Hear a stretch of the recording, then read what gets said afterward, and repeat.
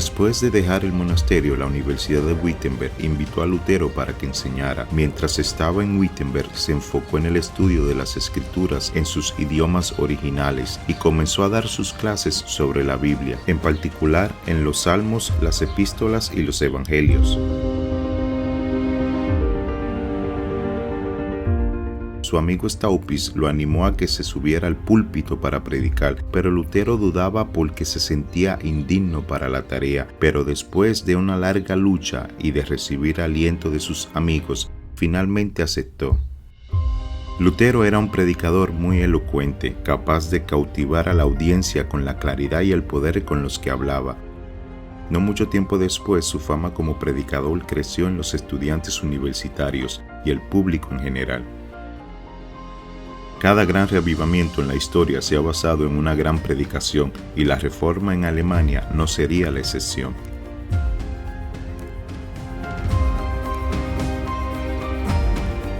Surgió una disputa entre 7 conventos locales y su vicario general.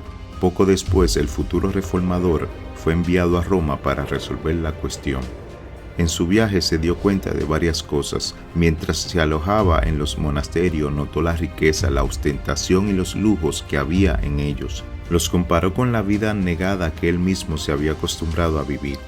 El papa en ese tiempo era Julio II, y Lutero pensó que Roma era las mismas puertas del cielo.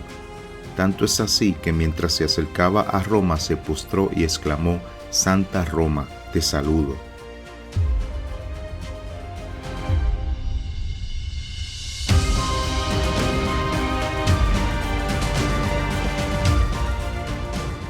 Cuando entró a la ciudad, visitó las iglesias y vio a los sacerdotes y monjes. Se llenó de asombro y el horror. Vio al clero pecar abierta y desvergonzadamente. Escuchó sus bromas indecentes y malas palabras, y le costó encontrar paz y descanso.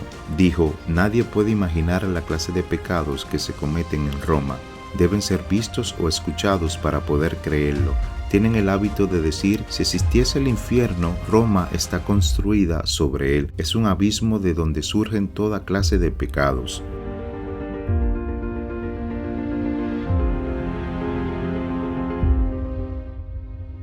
Se promulgó un decreto que prometía indulgencias para todos los que subieran las escalinatas de rodillas.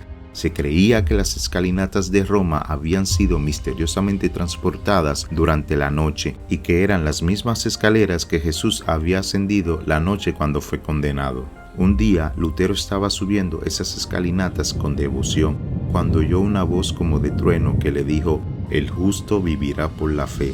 Romanos 1:17. Se levantó de sus rodillas y se fue caminando. Nunca fue el mismo desde ese momento.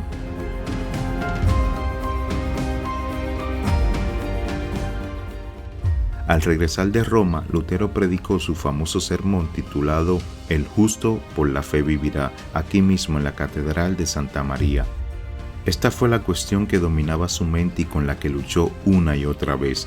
En realidad, la Reforma en Alemania se basaba en esta cuestión: ¿cómo puede justificarse el hombre a la vista de Dios?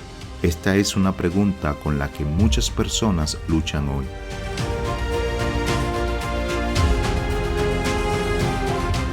En ese momento de su vida, Lutero no tenía planes de comenzar su propia iglesia o movimiento, y todavía se consideraba un fiel hijo de la iglesia. Pero al comprometerse a colocar la Biblia por encima de las palabras de los concilios o los papas, tomó un rumbo que finalmente lo llevaría muy lejos de Roma. En su vida, Lutero se dejó guiar por el Espíritu Santo cuando se decidió a predicar. Se dejó guiar por el Espíritu para levantarse de sus rodillas en Roma. Se dejó guiar por el Espíritu en su ministerio, en la verdad de sus convicciones. Ojalá nosotros podamos ser así de sinceros para dejarnos guiar por el Espíritu, que seamos fuertes en nuestras convicciones y veraces en la palabra de Dios.